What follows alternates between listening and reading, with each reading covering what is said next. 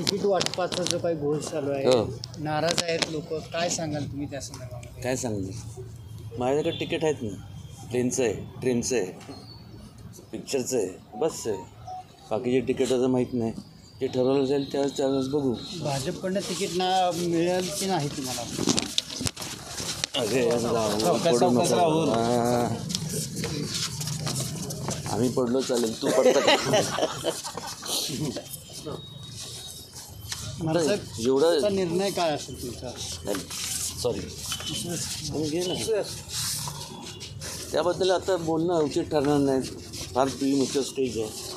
आणखी आता 3 पक्ष महायुतीचे सगळे एकत्र आले, सीट वाटपात पुढं मागं त्यांना सगळ्यांना त्यांच्या पक्षातले लोकांना, मग अजितदादांचं असेल, एकनाथजी शिंदेंचं असेल, BJP असेल, प्रत्येकाला वाटतं की म्हणजे त्यांचे जे त्यांना तिकीट्स मिळालं पाहिजे आणि ते रास्ते, त्यात काही चुकीचं नाही आहे.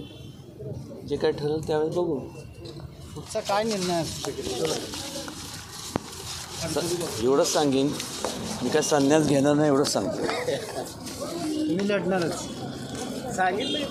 संन्यास घेणार नाही तर आलं नसेल. थँक्यू महाराज.